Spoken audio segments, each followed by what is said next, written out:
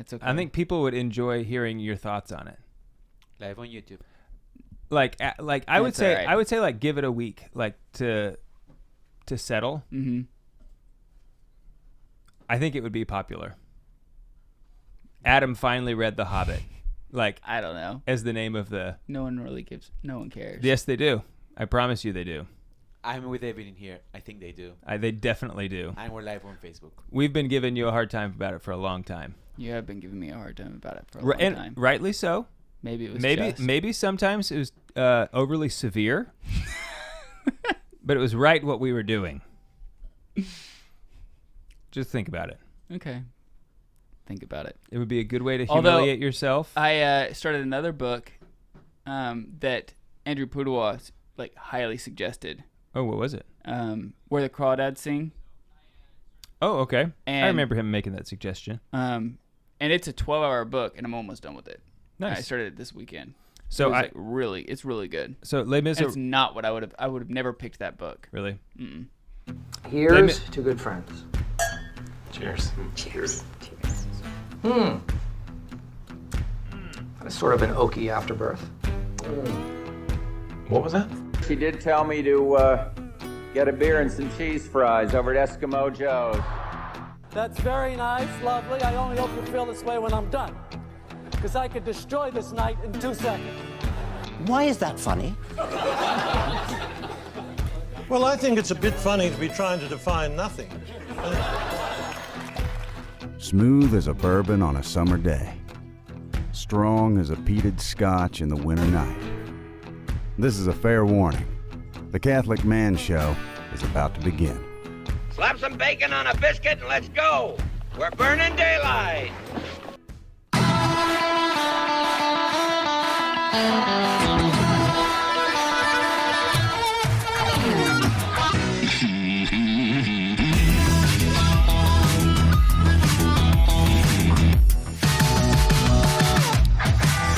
Welcome to the Catholic Man Show. We're on the Lord's team, the winning side. So raise your glass. Adam Minahan here, sitting with David Niles, Juan on the buttons this evening. And we have El Jim here tonight with us as well. He was gone was it last week? Yeah, that's Spanish for the gym. Yes. For those who don't speak Spanish. I appreciate that. Yeah. I think the listener does too. I feel like, you're just so used to talking to me and hanging out with me. So much and you forget that, like, some other people, like, don't basically speak Spanish. Right. Like I do, basically. I appreciate that. You're welcome. And I think the listener does too. Yeah. So I just want, for those of you who don't speak Spanish. El Jim. The gym. Yeah. Which is also El Sweet, which is Spanish for the sweet. Starting off with a bang. Oh man. Yeah, it's great to have you back, Jim. Thank you so much for being here. Do you know, I think this is hilarious. Because we're like we do some Spanish words with the kids, right? So you do? Pamela made like this sign that said in Spanish, like, would you pass me the blank, por favor? And like, pass me is literally pásame. Pásame, Juan? It literally is just pásame. All one word. Hilarious. I love it. Like, in Latin, if you were to say he ate it, the verb is ate it. That's how you say he ate something. Mm-hmm. The verb you use is ate it. Awesome. I can remember those. Yeah. Those are the ones I like. I because hope that one's on the test. Got that one. Yeah. I can remember that. I got it locked that is in. In my capabilities. Yeah. Nice. Well, this evening we're drinking Templeton Rye Whiskey. We've been on a rye kick a lot, I think, recently, haven't we? Yeah. I don't think on purpose, but yeah, we had that one. What was the one that was like, it was a blended, it had some rye in it recently, and that we really liked. What was that one? I don't remember. Was it Old Forester, 1920? I don't remember. Okay. So it didn't even matter if I tell you what it is. I mean, the sure. Caribou Blue? No, I don't think it was that. Corner Creek? I don't remember drinking that one. Yeah, it has the little caribou on the top. Anyway. I don't remember. Whatever. But yes, I think we have been on somewhat of a rye kick. This is a 10-year-old rye. Yes. So I'm interested because we've had Templeton Rye before. We've had the 4. I think we may have even had the 6. I can't recall. I don't know what their selection. I mean, I don't know what they offer, but we haven't had the 10-year. So I'm excited about this. We're on the Lord's team. The winning side. So raise your glass. Cheers to Jesus. Cheers. Juan, do you want to give a toast? You haven't given a toast maybe in a while. Do you want to give a toast? Who's he toasting to? I don't know. Whoever he wants to. To Mr. Templeton? I don't know. Mr. Do you want to say anything, Juan? I'll give a toast. Okay. To the 13 fallen Marines that we had this week. I raise my glass to their bravery in the protection of others, and I ask that they may intercede on our behalf, if that be God's will, to encourage us in the battle of spiritual and earthly struggles that we have. So cheers to you, and thank you for your service. You're here. You're here. The note, like, so I like nosing rye whiskeys because it's always very impactful. It's very in your face. It's very much like peated Scotch, like on the same realm of peated Scotch. Like when you nose a rye whiskey, it's kind of equivalent to nosing a peated Scotch. Yeah, don't dive right in. Like, don't get too deep. Right. Yeah. You, like, singe your nose hairs or something. Yeah. So it has this, like toasted brown sugar, vanilla. A little like caramel. Mm-hmm. Do I say caramel or caramel? I say caramel. I say caramel. And honestly, like, if you say caramel, that's fine. You're just wrong. Right. It's just like, come on. Why are you being weird? Why are you being weird? Why are you being weird? What was it like? So I get like dried licorice. When I like, that's really what that's what hit me. It was not what I expected it to be. You know what I mean? It doesn't taste like what I thought it was going to taste like. I think it's great. Yeah, I think it's man, I'm not sure. I can't put my finger on this. There's something else there that, I'm trying to, like, I can't. It's something else that I know. It's a flavor that I am saying, I know what that is. I can't put what do you think, Jim? Is this on your yummy scale? Yes. It is yummy. It's Jim yummy. has a pass, fail, yummy or I not. need some sherry. No, it's more than pass, fail, yummy. Sometimes it's more than yummy, and I forget what he says then, but muy yummy. But like, for the most part, it's yummy or not. Yeah. Which personally I like. So this is about a $90 bottle. Tasty. Wow. So it's on the more expensive side. That is on the expensive side. It seems like rye whiskeys are like that, where you can have some rye whiskeys that are, very expensive, but a lot of them are. Speaking of expensive whiskeys, you know what we need to do? We have a baby bottle coming up that we need to figure out quickly. So Juan's beautiful wife, Joan, is about, 36 weeks, 35 weeks, something like that? No. Oh, maybe 30? It's due in December. Oh, it's due in December. Okay, we got time. We have time. Good. There's somebody else, one of our friends that is 30, 34, Derek. 30. Derek, yeah. Derek Lissy. Derek Lissy's, Whitney. If you have any suggestions for us as the listener, so tweet us. Hey, why don't you tell us what our baby bottle is? So we started this a long time ago as a way to justify buying an expensive bottle of scotch to with our Elizabeth. wives. Yeah, with Elizabeth, my oldest. And so what we do is we pool our money and we buy a really nice bottle of scotch. And in the past, what we've done is we've all had one pour. And, at the end, we mark Sharpie because none of us trusted each other to not sip, just little nips, just a little nip here and there. Exactly. But and then we would mark whose baby it is. So now we've gotten to the point where, and we've added a couple people sometimes who have been drinking it with us, and so it's when you have more than one pour between four people, or especially if there's more, that's just a whole bottle of whiskey, right? Mm-hmm. So now we just buy one bottle for each baby, and that is the baby bottle. We celebrate when one of us, I didn't even say that part. When one of us has a baby, right, we celebrate by buying this nice bottle of scotch or whiskey or whatever. Mm-hmm. And so we want it to be something that's like, expensive, beyond something we're not going to have on a regular basis. Like it's hard for me to justify $100 bottle, but if we're all throwing in $100 and we can get a $300 bottle, right, that's pretty epic. Yeah.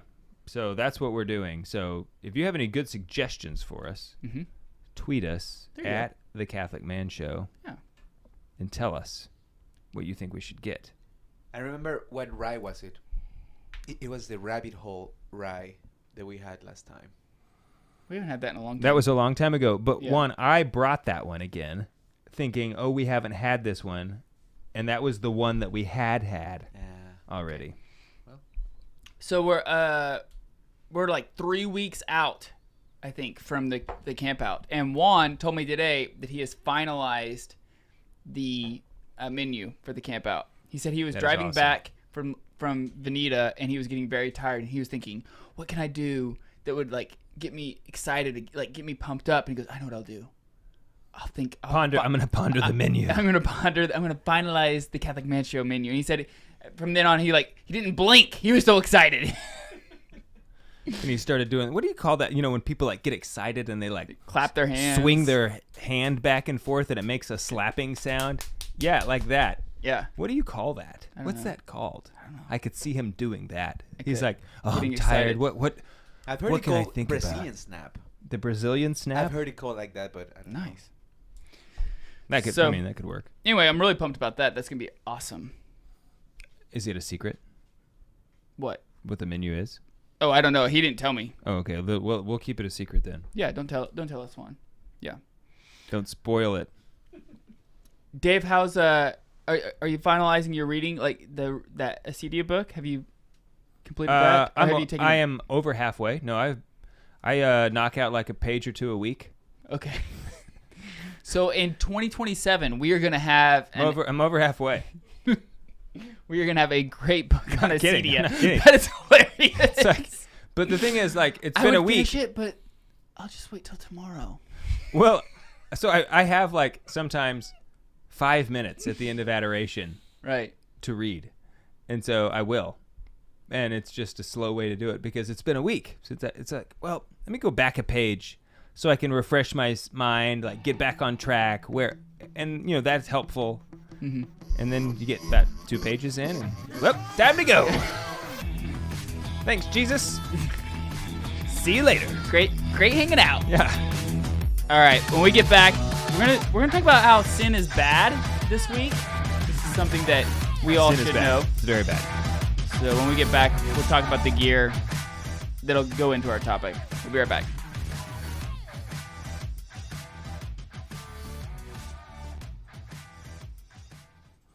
I would like to compare this 10-year with the 4-year. I would too. Because I don't. The 4-year I remember is not very good. I did not like it. Okay, that's what I was wondering because this doesn't taste. If you were to give this to me, say how many years is this, I wouldn't know what to say. I wouldn't say, it's at least 10 years old.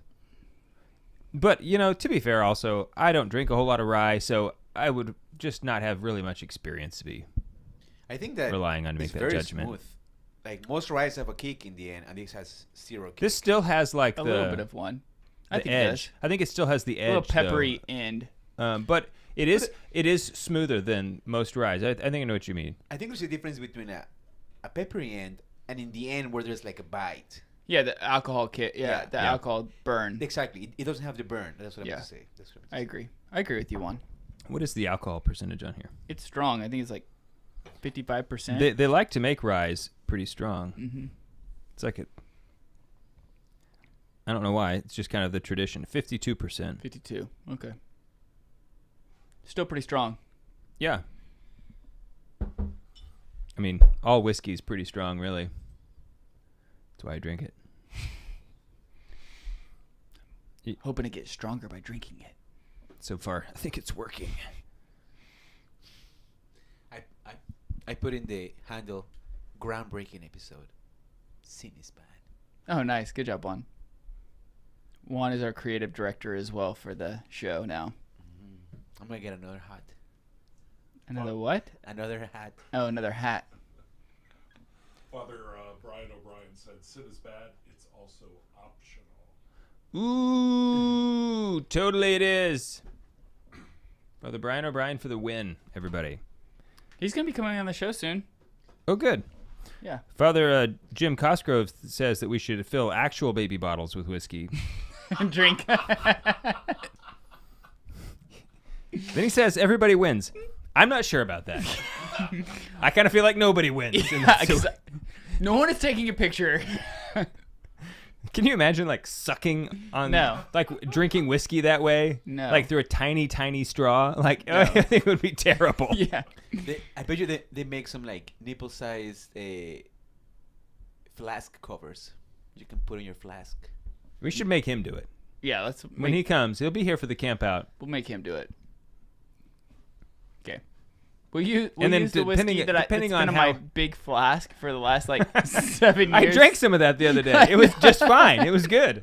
I can't believe... Jim, I have this I have like a flask half a that's gallon. This big, right? It's got to be half a gallon. It's like one of those wedding present gifts that they gave me. It's like a gag gift, you know? And so I had whiskey in there. It was like from, I don't know, 2014. And I was like, I don't know, this, the wedding is when I filled this up. And it's been in my garage. Wait, at your wedding? No. Whose wedding? I don't remember whose it was. Okay. I was gonna say you got married before that, didn't you? Yeah, 12. Yeah, but this is somebody else's. Okay. I got married in 2014. It was been in my garage for 6 years, and Dave was over and he saw it and he's like, "What's in here?" I was like, "Whiskey. You should try it." And he opens it up. I smelled it first. Yeah. I smelled it and I said, "Well, it smells pretty good." And so I tried it and I said, "Tastes totally fine." That's the thing about whiskey is it keeps. Even in a hot garage. Well, with the lid on, yeah. The devil didn't get his share. No. Of that. Take that, Satan.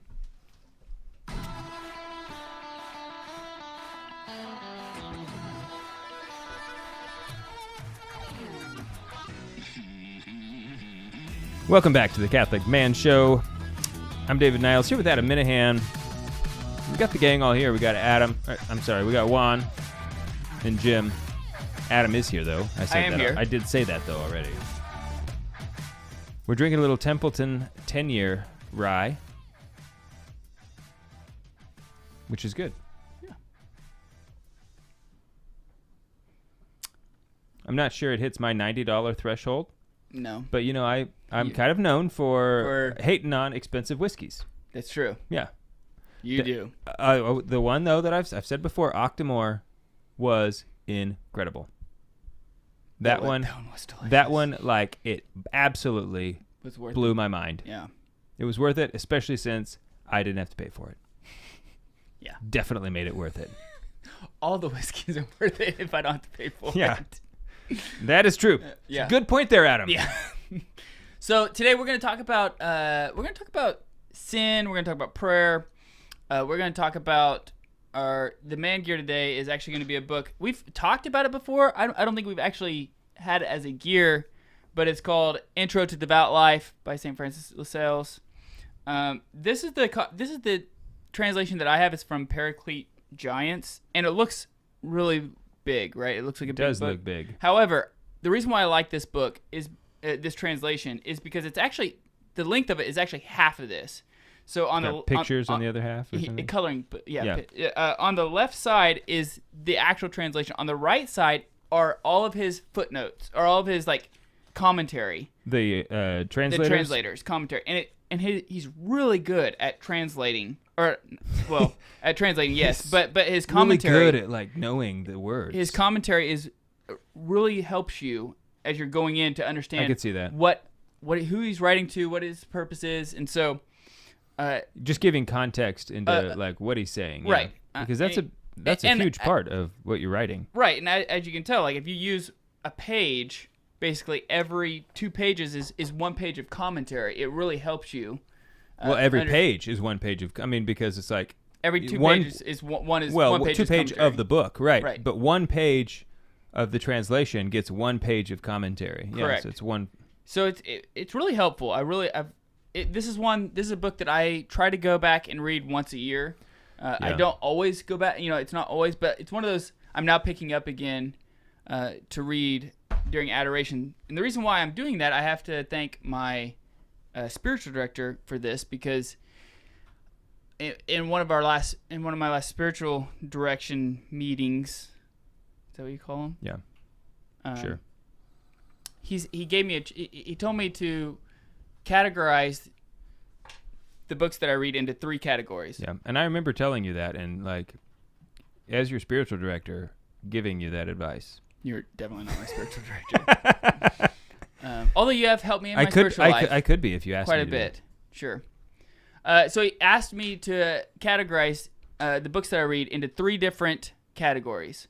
One is the type of book that you would bring to adoration that would elevate your heart and soul to Christ. That you don't actually read, page to, every single page really fast. It's one of those like Divine Mercy or the Faustina book, her diary. Yeah. Like that's not a book that you just run through really fast. It's a slow book. Even if you try, you can't. Right. It's really big, really long. Right. Intro to the Vow Life. Even though they print it in this tiny little booklet, thing. You're thinking like, oh, this won't take me long. I got it. And it's like, all right, that's kind very of book manageable. I can read, right? Then you realize the pages. These are the thinnest pages, like known to man. Mm-hmm. Like we broke the barriers of physics when we printed these pages, and like in how thin they are. Yeah. So he said, put it into that category, and then another category is one like that you'd put fiction books, things that are just for fun books, and the other category is books that would push you intellectually. And he said, like, figure out where how when you're reading books where it falls into, and that way you understand kind of like what you're reading, what you should be reading. Maybe you stop reading a little bit of one of these to help with the other side. And so one of the books that I had been reading was Intro to the Vow Life during adoration. Typically, like I try to read like maybe 1 or 2 pages in adoration, then kind of stew over it. That is the proper thing to do in adoration. Really, is I used to go to adoration, and that would be my spiritual reading time. It's not like I was reading fiction. I was reading good, holy books. Mm-hmm. I got a lot out of that. But really the better thing to do is to bring something like this book where you can read maybe a sentence, maybe a paragraph, maybe a page, maybe a chapter, but then stop and meditate on that, like before the Lord. Like the purpose of bringing a book to adoration is not to read the book, but is to have the book be a launching point into a deeper union with Christ. Right. Like, now, it's sort of like the monk who they asked, is it okay to smoke a cigar while you're praying? And he said, no, but it's okay. But it's a great idea to pray while you're smoking a cigar. Okay, so like if this is your adoration time, you should use it wisely. Don't show up just to finish your book. But if you have a spiritual book you would like to finish, you can go to adoration to read it. Do you see the difference? Mm-hmm. I do.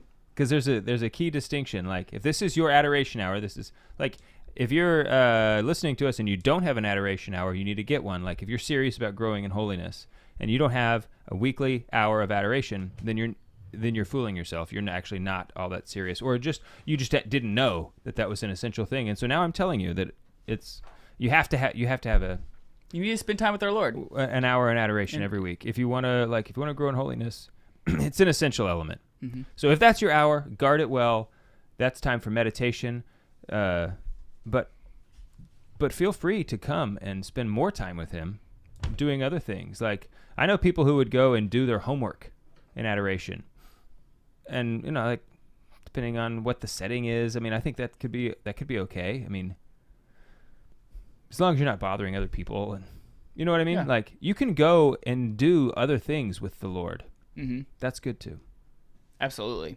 Sorry, that was a tangent. No, I liked it. No, it was good. But the Intro to the Vow Life is basically like having a spiritual director. Yeah. So tell a bit. This is Francis de Sales. He's writing this. Give it like the premise of the book. So he's writing to a lay woman actually on basically how to get into a serious life of holiness. Like what are the proper steps to do? Like how I like it also because it's very pragmatic. Like it's very like practical. You understand. Here's the steps. Mm-hmm. You want to know it? Here are the steps to grow in holiness.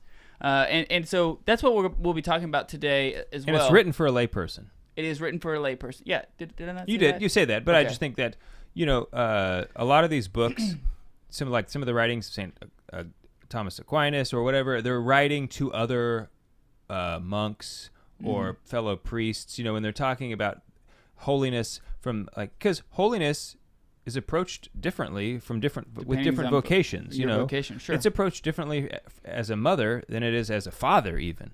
So it's nice that here is a saint, and Saint Francis de Sales his writings are incredible. I mean, he's like the man, and so like he's writing this to a layperson, not to another monk, which makes an important distinction.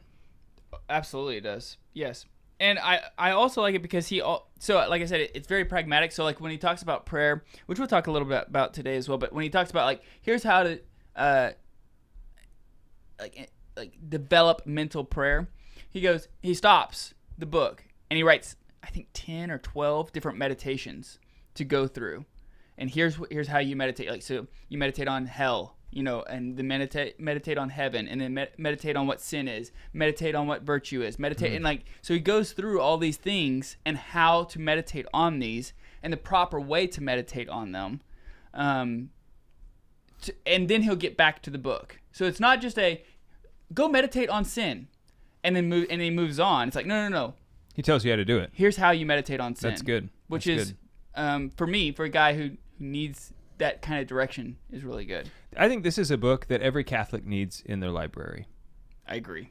I mean, this is a book that you won't just read and then like sit on your shelf as like a trophy, which also is nice.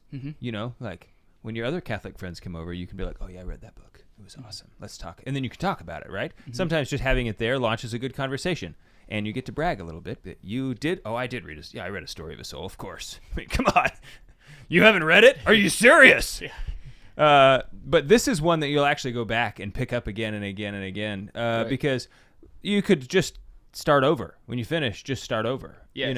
And keep like, going through it again. It's on the same level to me as like Ways of Mental Prayer. Or The Life of Christ, kind of. Life of Christ. It's similar in True that Devotion way. Yes. From Louis de Montfort. Yeah, I mean, I think Life of Christ is similar. That it's like, oh, here's things for you to work on. Where you could just read one page. Yeah, and that's enough. You don't need to ever read more than one page. How is your spiritual direction going? I haven't been in a while. We got my spiritual director, Bishop Slattery. He wasn't seeing people, for a while during the coronavirus. I have been since, and then over the summer, I just haven't had time to. You've been gone. Yeah. But how's your spiritual life? It has been better. It has been worse, but it's going well. The Lord loves me a lot. He does love you a lot. Yes. And I know that. That's good. Yeah, and I feel it in prayer.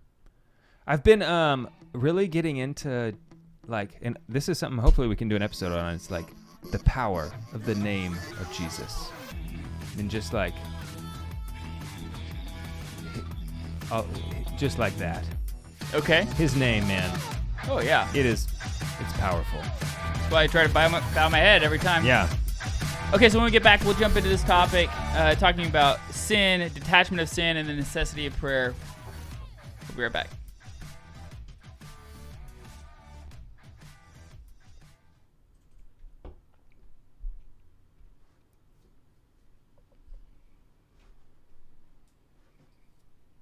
So I told you I finished Les Miserables. That's like a 60-hour book. And I just started Kristin Lavransdatter, which so far is really good. Who's that by? I don't know. It's like some Nordic. I don't know if I've even heard of that book. I'll bet you have. What is it called? Kristin Lavransdatter by Sigrid Undset. I have not. It wasn't until we went on that men's retreat at Clear Creek that I found out that the book is not Kristen Lavren's daughter. My whole life, because I just heard about this book, Kristen Lavren's daughter. Lavren's daughter. It's a Nordic name, and that's her last name, Lavren's daughter. Oh. But I thought it was Kristen Lavren. Daughter. And she had a daughter, and the book was about Kristen's daughter, Kristen Lavren's daughter. But nay, it's Kristen Lavren's daughter. So far, it's very interesting. Super Catholic, like in the like very, very opening. Kristen's dad and mom are like very pious. Just like the picture of devout, Catholic, charitable people. Like everyone in the village looks up to her dad as like this person who's generous, who will always help you, who's like also a real man. You know, they're living like in the mountains and stuff. And nice. But also it's weird because there's in the opening pages there's mythology in there. Pagan stuff. Yeah. Yeah. So like the book so far, the dad goes on these trips across the mountain. And this is the first time Kristen gets to go with him. And so she's like, this is the very opening of the book. I mean, I just started it. And she's going, and one of the friends is like, oh, hey, a sprite lives in the water down there. And her dad's like, don't tell her about that. I don't want her to know that it's there.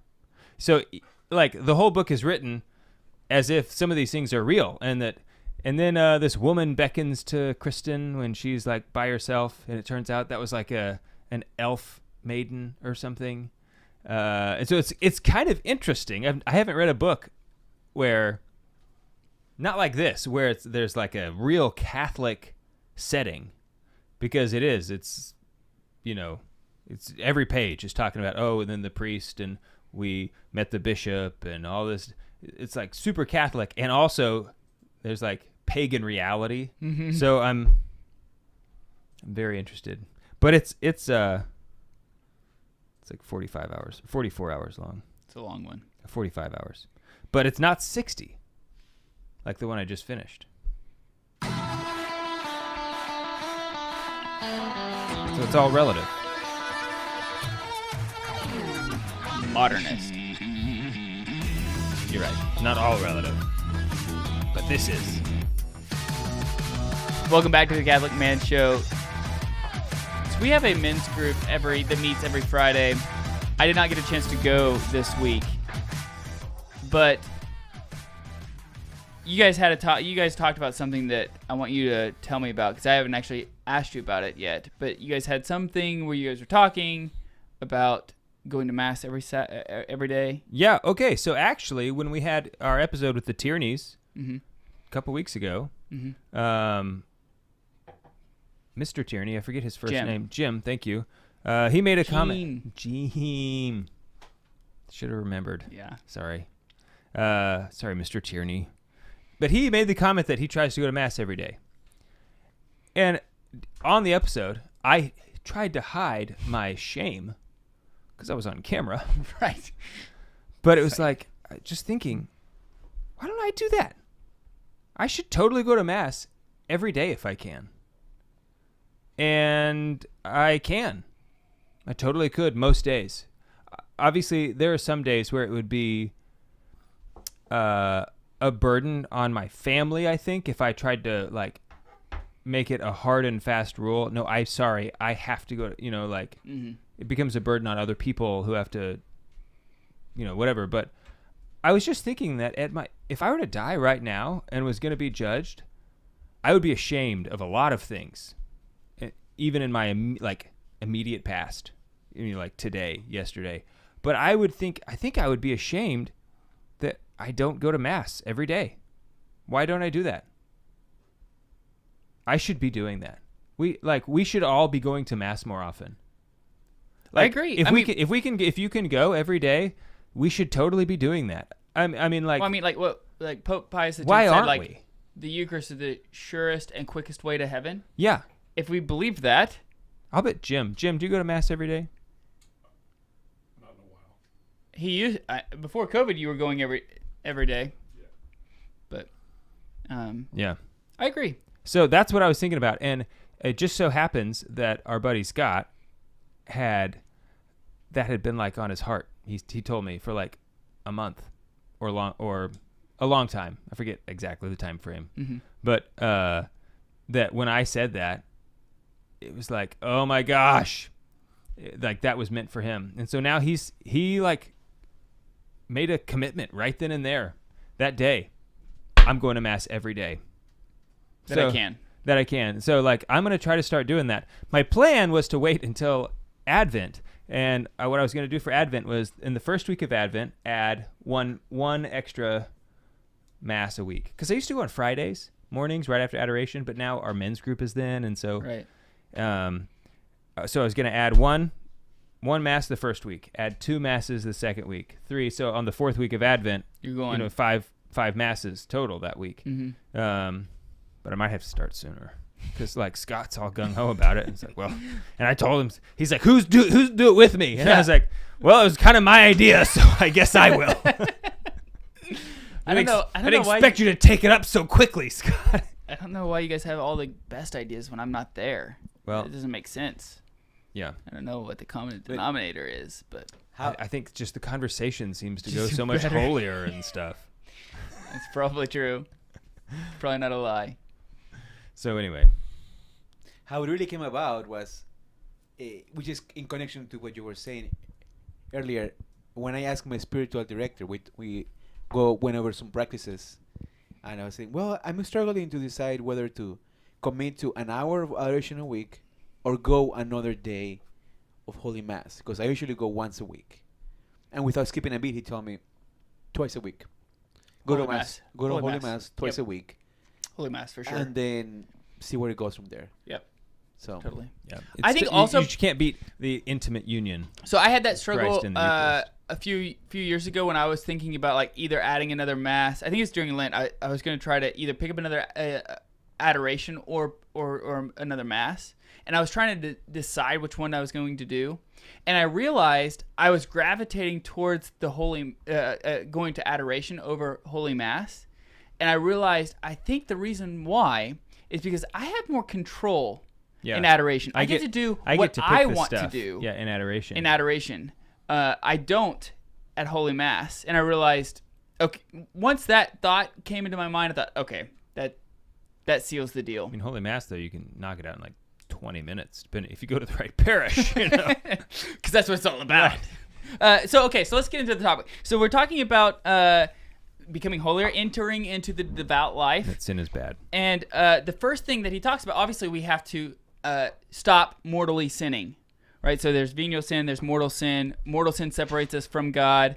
There's 3 things that has to be involved in mortal sin, Dave. They are? Full knowledge, full consent, and full will.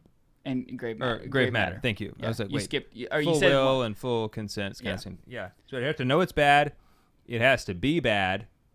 It has to be bad. You have to know it's bad, and you have to choose to do it anyway. Freely anyway. Yeah. So, we have to have this purification process of stop committing mortal sin, and he obviously says the remedy here is confession. Start going to confession more. Yeah. And then he says, I want to get your thoughts on this, because he says you should meditate on 4 things on what happens whenever you commit mortal sin. He says he says sin, but by this he means mortal sin. By sin, you have lost the grace of God. Mm-hmm. You have abandoned your place in paradise. You've accepted the eternal pains of hell, and you've renounced God's eternal love. Yeah, I mean, those are all true, and it's like by thinking about that, it really puts it in perspective. Right. What you're doing. And he has these meditations that follow this on how to actually really meditate upon, like, what does this really mean? What does it really mean that you've abandoned your place in paradise? Yeah. What does it really mean that you're now going to hell? Mm-hmm. And he uses like some very descriptive language of like what hell is going to be, how it's going to invade all of your senses. It's not going to be just this fire, that we think of, but it'll evade your sins, like the sense of smell, the sulfur, the screaming, the yelling, the sight of evil, the disparity of not being able to be united with your Creator, the one who made you. You're made to be with Him, and now you will never be able to be with Him. Yeah. All these things that happen in hell that we don't actually really think about. Like, I don't really ponder the sense of smell in hell. Right, or at least until I don't even really want to know. Actually, I don't. Well, but by knowing it, or at least by pondering that it's a possibility. Right. It's possible. Burnt flesh. Yes. Burnt flesh. Yeah. Yeah, I have. But it's possible that one day I might know because of this sin that I just committed. Right. I mean, I think that's really none of us would sin at all, venial, mortal. I don't think any of us would commit any sins if we actually understood the gravity of even the smallest sin. It's something that we just cannot see on this side of the veil. I think that through meditation like this, you can come to a better, deeper, maybe like fairly good grasp of the consequences and like the real, the reality really of it. what it is, like what Right. you're doing. And to whom you're doing it. But really we can't fully know it. Because, and sometimes that's a grace. So, I mean, it's a grace most of the time that God does not reveal your true self to you. If you could see yourself in your sins, I think that we would despair. And maybe would just die. I mean, I think we would just be overcome and we would just die, if not by the grace of God, right? If we were to have that without His saving intervention. So for the most part, I think it's a mercy that He doesn't show us our ugliness, the ugliness of our sin. I don't want to say our ugliness as if like we as human beings are ugly, because we as people are actually good and beautiful, but our sins are hideous. Right. Far more grotesque than the most awful thing you can imagine.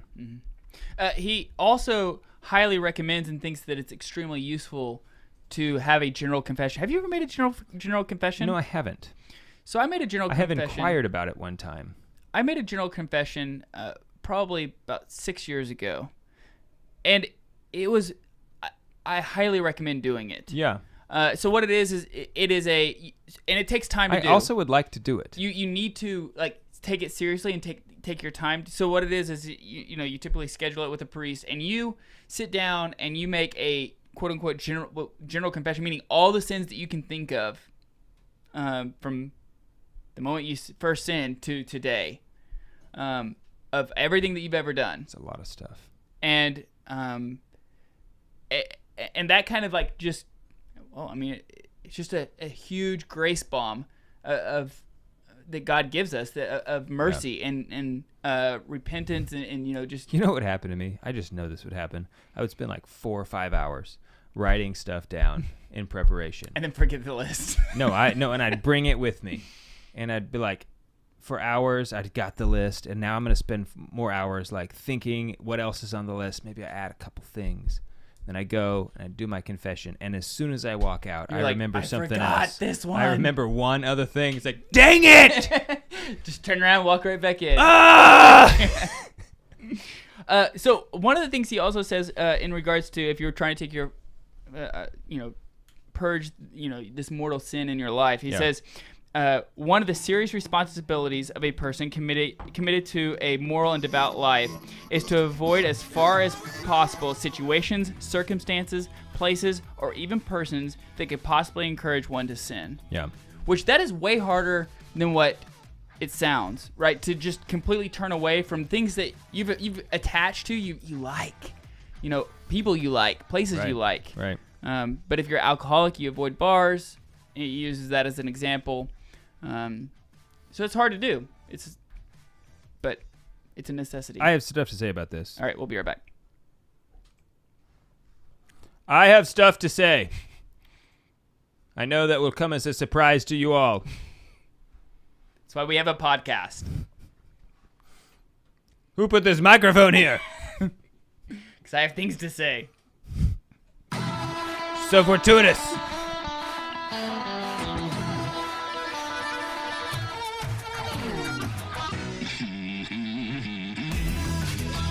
Welcome back to the Catholic Man Show. I'm David Niles here with Adam Minahan. We're talking about how sin is the worst. It is the worst. It's definitely the worst. You cannot think of anything that's worse than sin. It's ruined everything. Totally the worst. But there's nothing worse than sin. Nothing. Nope. I just tried to think again, and nope, there's nothing worse than sin. Okay, so I really like this quote about how, like, if you're committed to the devout life, you need to avoid the near occasions of sin. Essentially, is what this is saying. And I'll just tell you that, like, this is so true because there is a slippery slope that leads to the slippery slope, even. Ooh. Okay?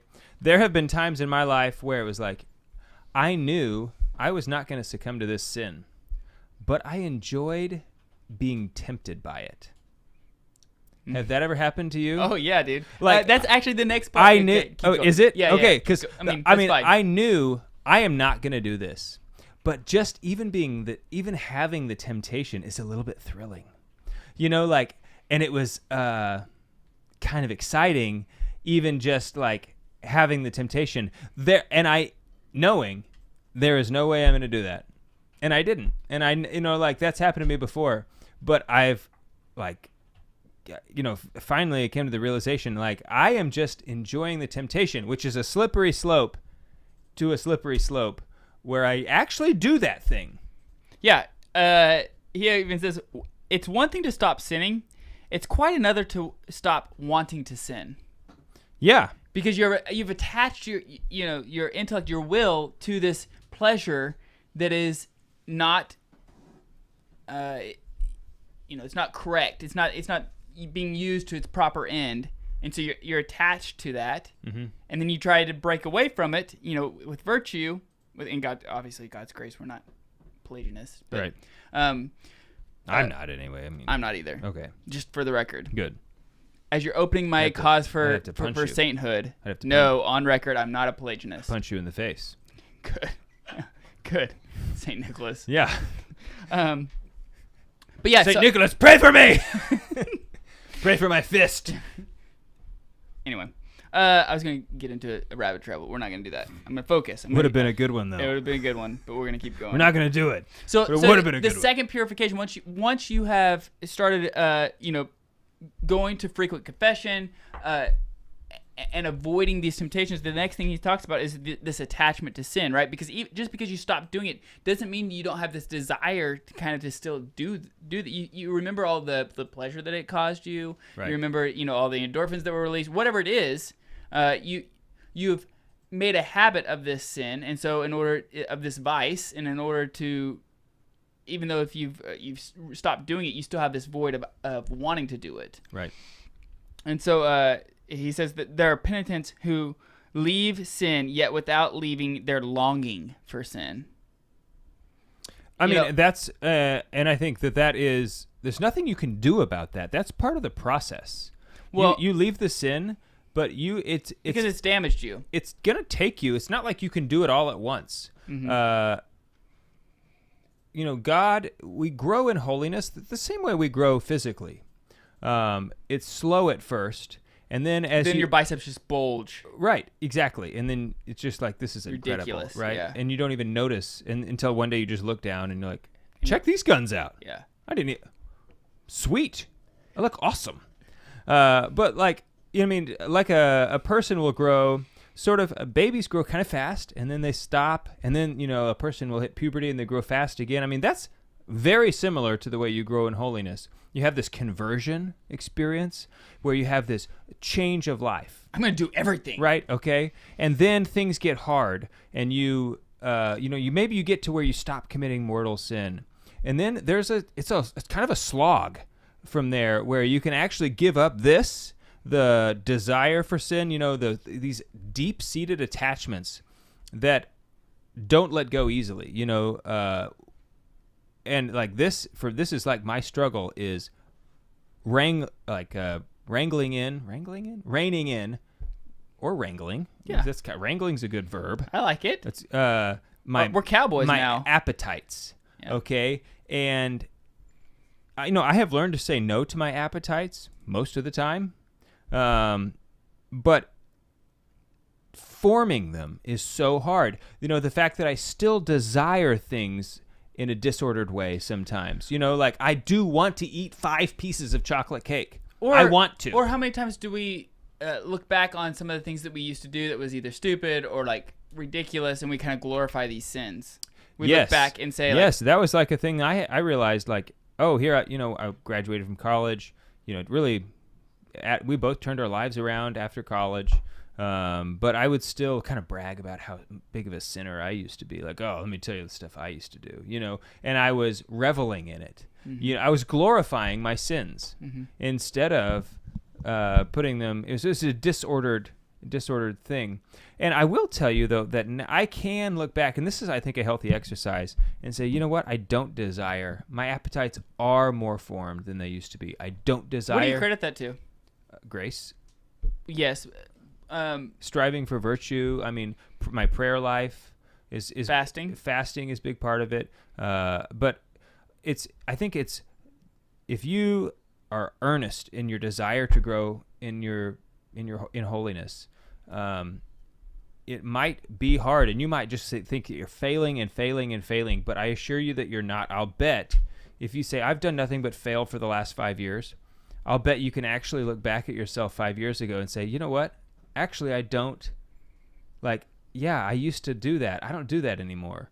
I'll bet you there are a lot of things that you can say that you are better at. That you don't notice. Let me hit you with this quote. I want to get your thoughts on it. He says, people would like much to be able to sin without being damned. Totally. Oh, if that was an option, it would be popular. Popular. I mean, isn't that interesting though? I mean, like, if you could because I can even think like, oh, I can't. This is the idea of like being like an imperfect and a perfect understanding of a love of God, right? There's this imperfect love of God, which is like, I'm just worried about being damned. I don't want to do these I just don't want to go to hell. I don't want to go to hell. I mean, I don't want to be a saint. I just don't want to go to hell. Right. And then there's a perfect love of God, which is the deep love that you have for God, that you desire not to offend him, and that you want to love him. Right. And want to be closer to him, and anything that takes you away from him, you don't want to do. Right. Which it has nothing to do with anything you'll benefit or not. It's simply to do with the fact that God is the greatest good, and like your love for him compels you to a service. And this quote of seeing without being damned really gets to you when you are about to commit sin and you're thinking, well, it's not mortal sin, it's just venial. Mm-hmm. And how you can just de-escalate it in your head. Or what used to get me was, well, I already need to go to confession. Yeah, the sin of presumption. Yeah, it's like I'm already gonna go to confession on Sunday because I already need to go. Like I already lost my, I already lost. What's the grace? I didn't get a lot of sleep this last weekend. You didn't last weekend. Sanctifying grace. Sanctifying grace. I already lost sanctifying grace in my soul. Like, might as well have a good time until confession on Saturday. Like that used to get me. Yeah, sin of presumption. Yeah. But I also want to, give you guys hope. Because what'll happen is like, even if you put mortal sin out of your life, or you're living a virtuous life, all of a sudden you'll slip up again, and you'll be like, huh? What was that? What was that? I've not struggled with that in forever. Do not despair. Like, the worst thing you can do is despair and lose hope. This is like a double whammy that the devil does, right? He causes you, he'll tempt you. He is to good sin, at double whammies. Yeah, and then make you fall into despair where you won't go to confession. And right. So don't do that. Do not do that. Get back to confession, and then the Lord is like waiting for you in open arms to welcome you back. So. One of the things he's talking about, though, even whenever it's talking about venial sin, he's talking about so we're which is really where the whole life of holiness begins. Yeah. And he says, one should not voluntarily. This is kind of goes back to what Juan was just saying. One should not voluntarily nourish the will to continue to preserve any kind of venial sin, because this would be too great of a wickedness to choose knowingly to keep in our conscience a thing so displeasing to God as a willfulness to offend him. Like, to understand, like, even though a small sin, which you were talking about, like, if we understood what really sin was, it would be, it would be devastating. Right. But to understand that, it's just a small sin. But to knowingly know that this is going to displease God and then choose to do it anyway is just... Yeah, I feel like there is you have the shadow of grave matter here when you're saying, I know this sin is bad. It's a venial sin. I mean, but I know what it is. I'm going to keep it on purpose. Not because, I really want this other piece of cake. It's different between saying like, well, I know I said I was only going to have one. I am going to have a second piece of cake. Like, I'm not saying that's a venial sin. Maybe it is, maybe it isn't. But to say like, you know what? I'm not even going to try to root out that second piece of cake because I know it's only a venial sin. So now I think that is the fact that it's like you're saying, no, I'm going to preserve this venial sin. You're now loving a sin more than God. So I think that is the shadow of grave matter. Mm-hmm. You could actually have grave matter there because you're saying, I'm going to intentionally, on purpose, choose a lesser good over a higher good, and like, I'm going to shun God knowingly, on purpose, so I can have this venial sin in my life. Yeah. I don't know. I'm just saying, like, to me, it's the shadow of grave matter. So in order to continue doing this, if you're listening on the radio right now, go to our podcast, thecatholicmanshow.com, because we're going to talk about the necessity of prayer in the devout life on outside of the podcast, or outside of the radio show. We're on the Lord's team. The winning side. So raise your glass. And cheers to Jesus. So it goes through... What do you think about that? Before, like, we just keep going? I've thought about this as well. Have you? Like, yeah, because I have, because like just now occurred. No, I've thought about this before because I'm a sinner, and I just want to succumb to a venial sin, and then it's another thing to say I'm going to save and protect that venial sin because I love it so much. It's like now you're on purpose choosing a venial sin. What do I have to do to not go to hell? Yeah, I don't know. I mean, that seems to me that like. You're now loving sin more than God. It's not that you have a weakness that you're succumbing to of this venial sin over and over and over again. But I'm on purpose venial sinning, and I'm gonna go out and look for venial sins to do. I mean, it's sort of like this. This is a bad analogy, but I like bad analogies. No analogies are great. Okay. So they all break down at some point. Don't send me an email telling me how bad you think of analogy. It's David at stmichaelradio.com. That is my email. And like, you won't get a response. Okay. Believe me, I will let you know. You will not get it. I email him at that email and don't get responses. Right. So. I mean, like, I just don't care. Yeah. Like, just because you have my email doesn't mean you get a response. Okay. Like, I don't owe you anything. Okay. But it's sort of like, it might be, you say, I would like to dress up for Mass. And then you wake up in the morning and you say, you know what? I'm not going to put on a suit. I'm too tired. I'm just going to wear like some regular clothes. I'm gonna wear like just some really, flip-flops are easier. I'm just going to wear flip-flops. I know I shouldn't. I'm just going to do it though anyway because it's easier and I'm tired. Okay? That's one thing. It's a different thing to say, you know what? I'm going to wear flip-flops on purpose to disrespect the Mass. Who's thinking that? Well, nobody's thinking that. But like, let's say it's one thing to like not dress up for Mass, and then it's another thing to dress yourself down on purpose in order to be disrespectful to the Mass. Okay, that's analogous to saying it's one thing to say like, I know I shouldn't have this second piece of cake, but I'm just weak and I'm going to do it. And then it's another thing to say, you know what? Today, I'm going to have 2 pieces of cake on purpose because it's a venial sin and it's only, because I'm going to do it on purpose because it's only venial. You see what I'm saying? Like, I'm like looking for sins to commit. I'm like trying to commit a sin on purpose. So it's one thing to like wear flip-flops to mass because you just like were lazy and didn't have the energy to put on your dress shoes. And then it's another thing to say, you know what? I'm going to try to disrespect the mass. So I'm going to dress myself. I'm going to show up like a slob on purpose.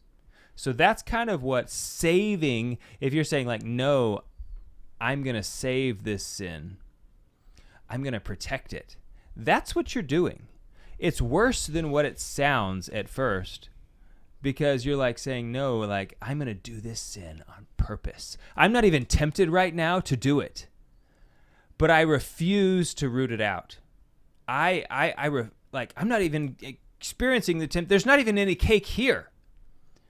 But I'll tell you what, as soon as I see some cake, I'm going to eat too much of it. Have you been eating a lot of cake recently? No, but cake is like one of my favorite things. Oh, okay. And so it's kind of like my thing that I talk about. Fair enough. Yeah. I talk about it a lot with liturgical living. Yeah, you know? I know you do. I mean, let's be honest. Like cake, it's a great thing because it also represents like the height of like, hey, if there's cake at a place, you're celebrating something. You don't just have cake. It's like, hey, guys, I made a cake. It's like, you just made a cake? Yeah, I don't even know why. Just have it. You want to eat some? It's like, well, all right. It's like, if you're eating cake for no reason, doesn't it feel weird? You know what, Adam? I don't think so either. No, it doesn't. No. So we sometimes I'll put candles on it anyway. Just like to blow them out. Yeah. Sing to myself. Yeah.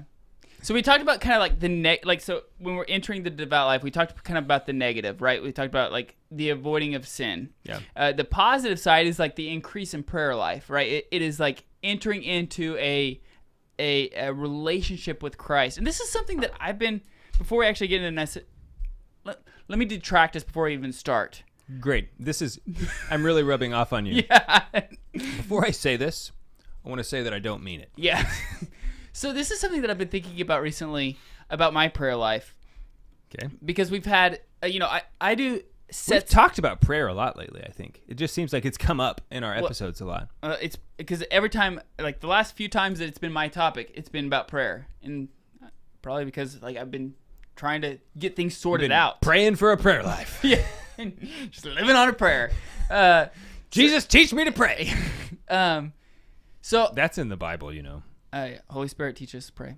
Or Jesus, teach us to So pray. I'm curious.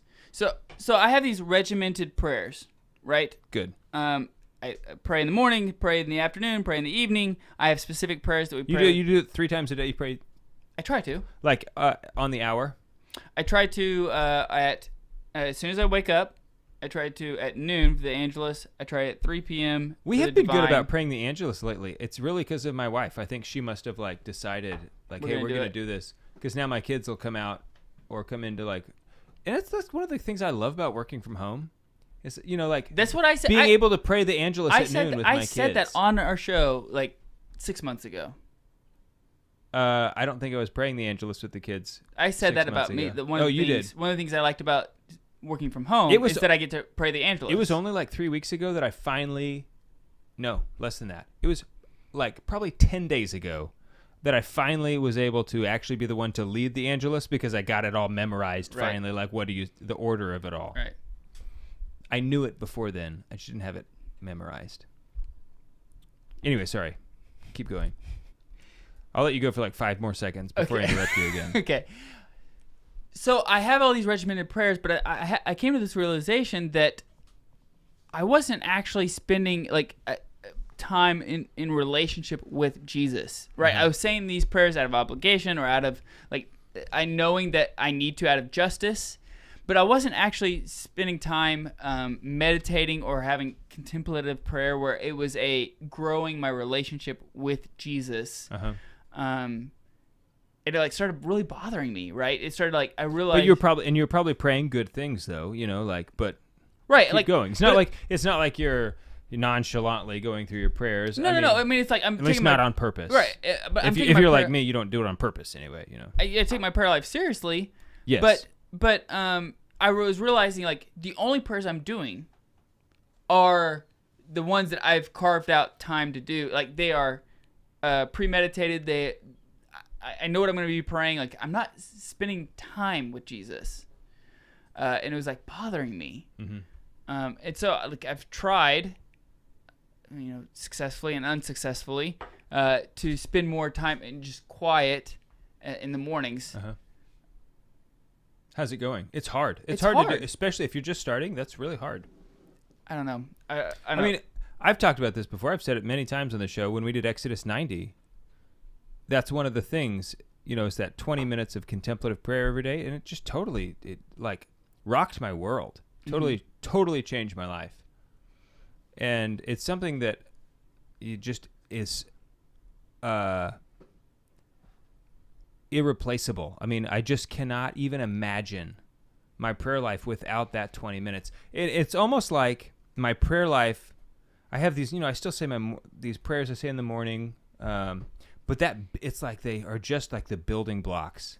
I just get to the point where it's like I can't, like, how much more time do I have? If you're doing the Auxiliary Christian Orem, if you're doing the Rosary, if you're doing the Divine Mercy Chaplet, if you're doing the Angelus, if you're doing like all these different prayers throughout the day, it's like how much more like time can I actually give? Yeah. And the answer is more.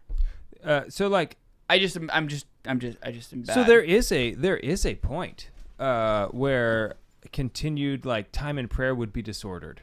Sure, if it like takes away from your vocation or your job or things like and there have been times where it's like it just didn't work out. Like I'm praying and then all of a sudden something happens with like I have to stop praying.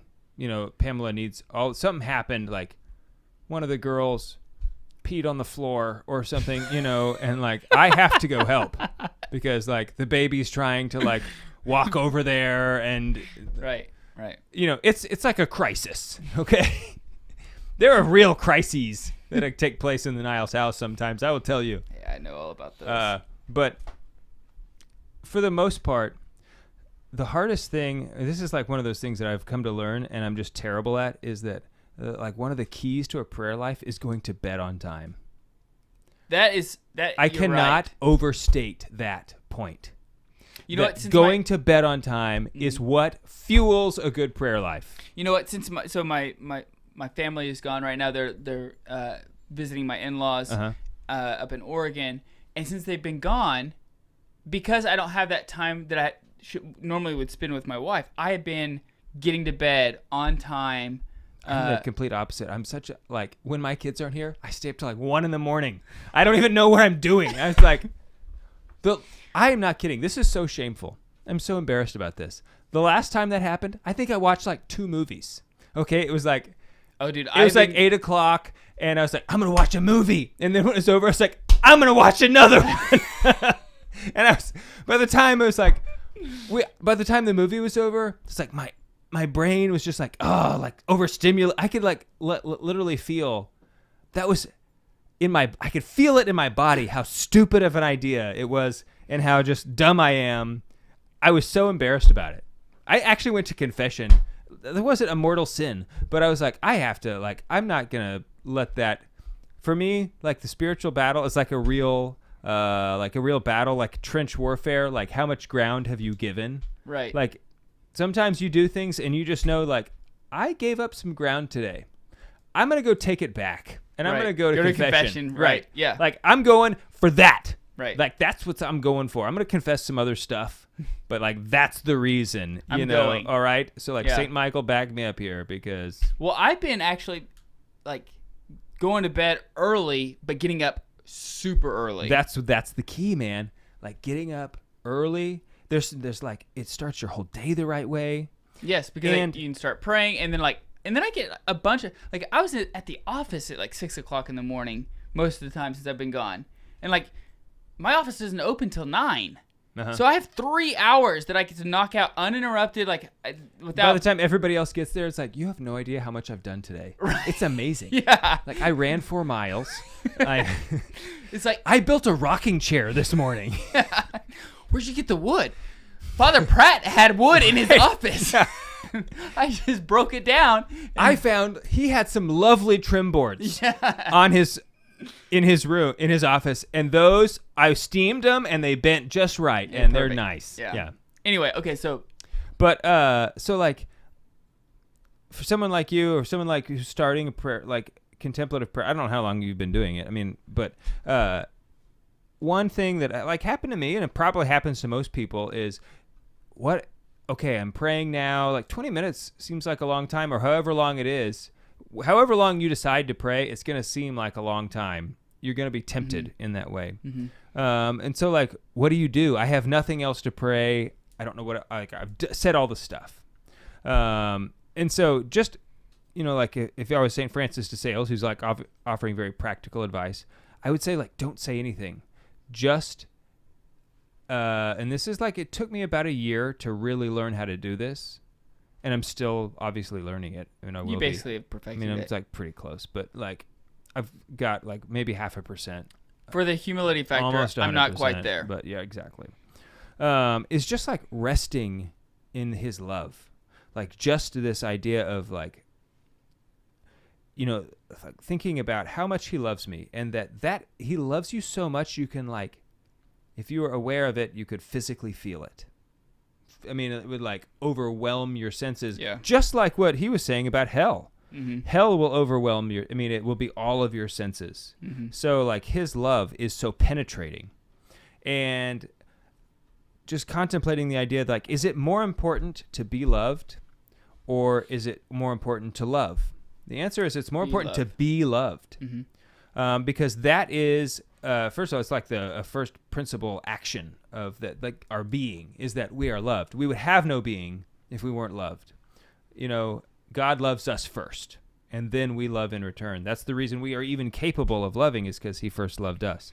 So like just realizing and just contemplating his love, and just like resting in, and then just being totally quiet, not thinking of anything, just like sitting there, sort of like you would do in adoration. Like you don't have to say anything. Mm-hmm. You just go to be with him. Mm-hmm. That's waste time with him. Yeah, and it is weird and hard to do, but like that's what I would say to do. And chances are, if you do that for like 60 seconds, something else will come up. Mm-hmm. Okay, so let's get into a couple of these real quick, because we haven't even done this. Yeah, good idea. I don't know how long. How long are we going, Jim? Who cares? It doesn't matter. Look, they can stop listening if they want. Yeah, sure. Okay, so one of the things he says, so if you're thinking like, hey, I'm living a pretty moral life. I'm not really even sinning. I'm not even a sinner, hardly. Like, barely even sin. Don't even do that. I barely even sin. He says, I mean, like, just some venial sins. Barely. Like, barely. I mean. Yeah. He says, prayer puts our intellect into clarity of the divine light and brings forth our weaknesses. So he understands... he says, like, if that's what you're thinking, you need to be praying more. It's like that idea, or like what our Lord said to Faustina about, here she is, she's living a very moral life, like her prayer one of life, the holiest people ever. And he says, look how far away you are. I mean, God called her the apostle of his mercy. Right. I mean, like, and that says, is a pretty far away. It's pretty big. So yeah, look how far you are from me. That was like so powerful in the book. It was like, so it's the understanding of knowing yourself, right? In order to know yourself, you need to be able to see yourself as God sees you. Yeah. Which is very, very hard. But the more intimate you become with God, the more you can realize all of your defects. Yeah. So he said. So that's one of the things he says. He also says, focus your main prayer time at the beginning of the day when you're rested, which is what we've talked about. Yeah. We actually just said that just not too long ago. Mm-hmm. But he says, the main. So he talks about the main time for prayer. He says is before dinner time, which dinner actually means lunch, because supper is dinner for them back in the day. Yeah, so it's yeah.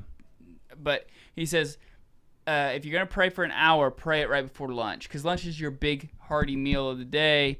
And so he says, say your morning prayers, but your main prayer of the day should be before lunch. That is interesting advice, because sometimes when you I always pray right when I get up.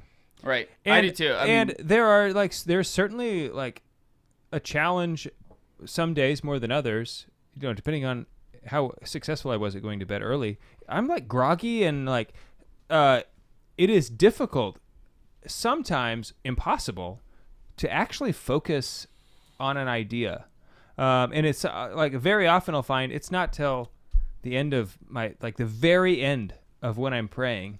I mean, now it's time for me to go do other things because I have, things. Yeah, I have things I have to do. That it's all right, well, I have 2 minutes of real prayer today. And in my opinion, the other minutes, typically it takes me about 30 minutes to pray, between my, the prayers I say. It's those other 28 minutes were worth those two. Absolutely. Mm-hmm. But I would like to have it where it wasn't just 2 minutes. Right. I strive for more than that. Right. So it's still good, but in the morning it is a challenge. That's interesting that he says that. I know, that's what I thought too. Because most of the spiritual directors you hear say your best time of prayer is early in the morning. When you first wake up. But anyway, so he says that. Here's the next one that I struggle with a lot. He says, "Do not rush to say many prayers, but teach yourself to say what you say lovingly." That is so true. So there's how many times do you, or at least for me, I'll be Hail Mary, full of grace, the Lord is with you, blessed art thou, Holy Mary, Mother of God, pray for us sinners now at the hour of death, and go to the next one because I'm just I know I have 15 minutes or 12 minutes to pray this rosary, or I'm not gonna get my rosary in today. Yeah. So I am just flying through the rosary without really meditating, without really thinking about what I'm saying. Yeah. That is I think, I don't know if it's American or whatever. It's certainly, I know it, is that we have this Catholics want to complete a rosary instead of pray a rosary. In my opinion, it is not that important if you actually finish the rosary. If you pray half of a rosary well, if you pray one decade really well, that is 100,000 times better than finishing the kind of rosaries that I often pray, where I finish them and go did I pray the rosary? What mysteries? I have prayed so many rosaries in my life where I did zero contemplation. Mm-hmm. I was 100% mentally distracted the whole time. I mean, it's zero prayer that I offered, but at least I can check the box. I prayed a rosary today. You know what I mean? Right. I hate that. And I don't, some days I don't know what to do about it because I'll say, it always catch me at the end of the mystery. It's I'm doing the Glory Be. I didn't even think about the crowning with thorns. Right. I was thinking about something else, completely. Thinking about cake. But I tell you what, this next one here on the carrying of the cross, I'm going to dominate it. I am going to really... What kind of cake do I want? Right. He's like, you know what? I do think Bavarian cream icing is better if it's a dark chocolate cake as opposed to a regular chocolate cake. But that, and I'm not kidding. I was all right, here we go. Our Father, who's somewhere else, and now it's that's how quickly I get distracted. I know that we all have a guardian angel. It used to be a more common image where you've got the good angel and the bad angel on your shoulder. I'm almost sure that that's true. I have a demon assigned to me as well, and he thinks that he just makes fun of me all the time for how easily distracted I am when I pray. Yeah. He's hey, like a cat with a laser pointer. Mm-hmm. That's got to be me when I pray. I don't I hope it's not just me. Actually, I hope it is just me. I hope other people don't have that problem. Yeah. But it's just terrible. But I also have, through that struggle, have come to the realization that there's no need to finish the rosary. It is better to just slow down, stop. If I really actually want to get a lot out of the Our Father, there is one thing I can do. It's just if you want a silver bullet, here it is. Slow down. That is it. Slow down. It stops, it breaks your rhythm. it breaks your I think it breaks your muscle memory, and like you actually have to say the words.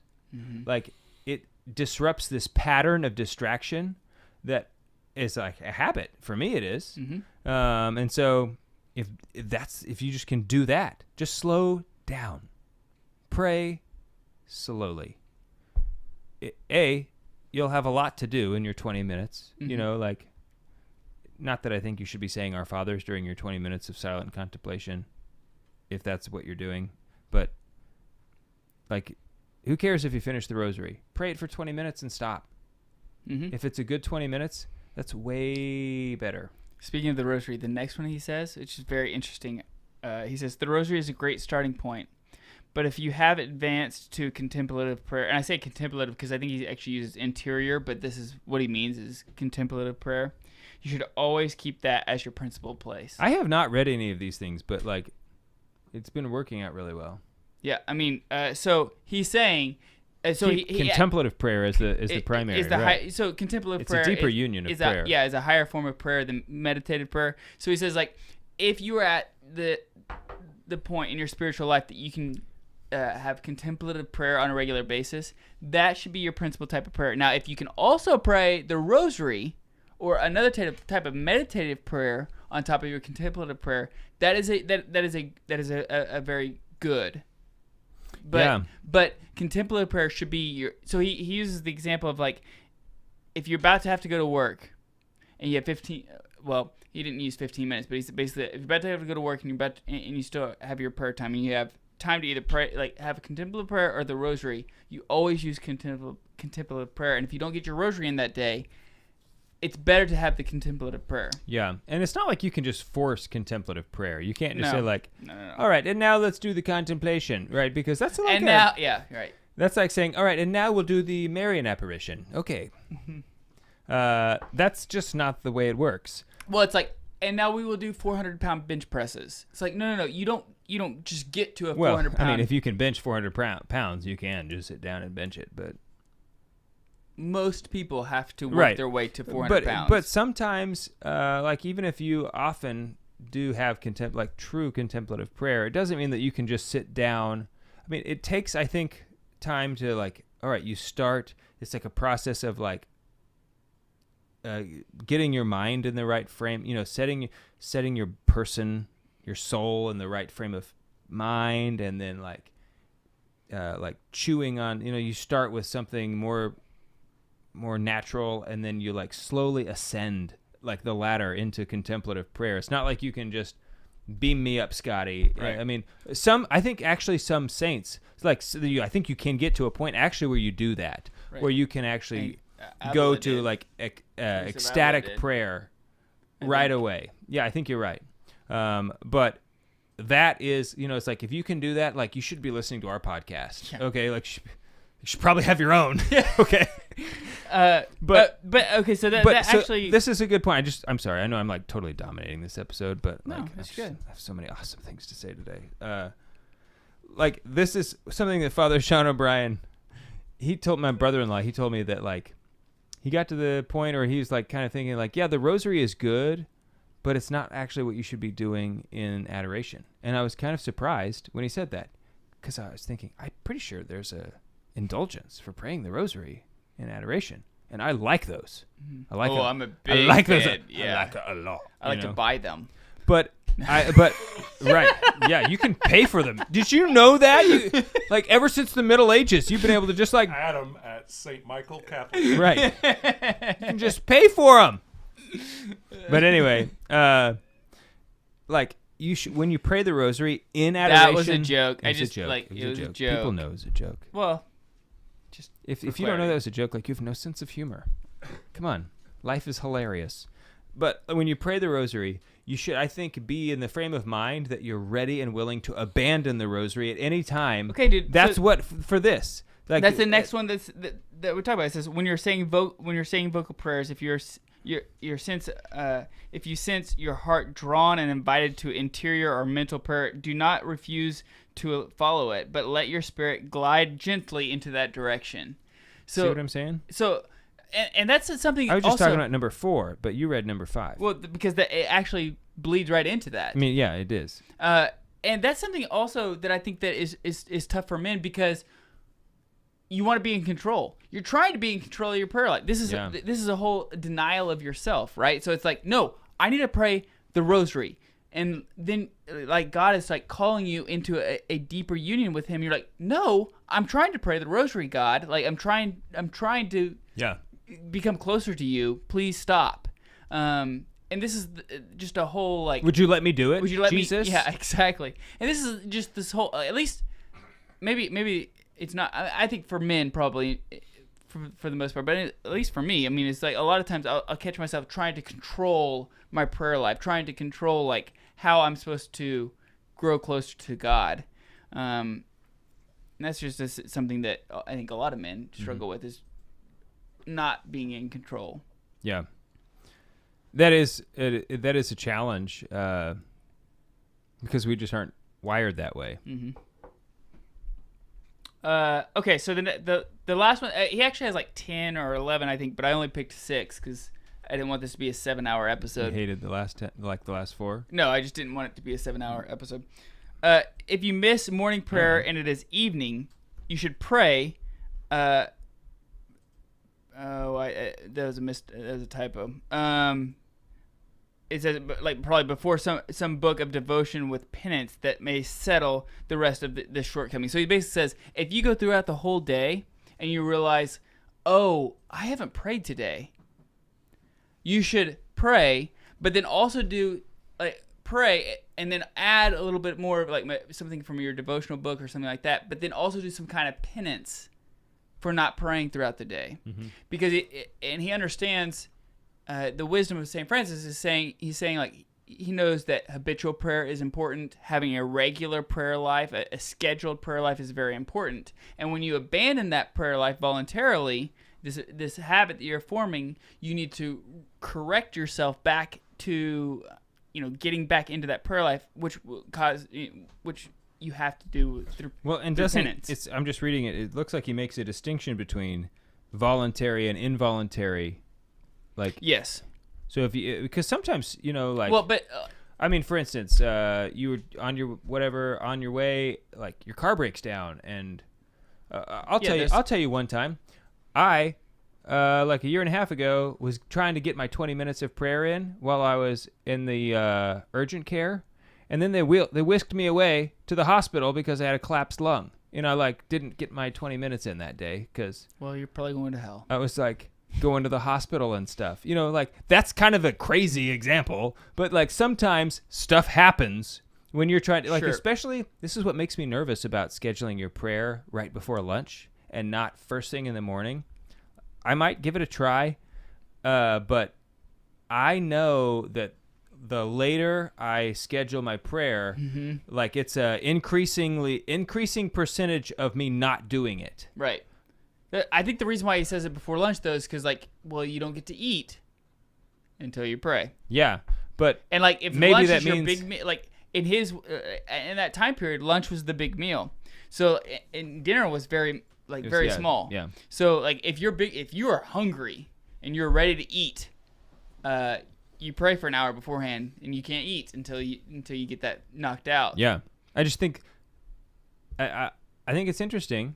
I haven't ever tried it that way. I just know that the later in the day, the more likely it is that I don't do it. Right. Because something comes up, something happens that is outside of my control. Kind of the other side of this control issue.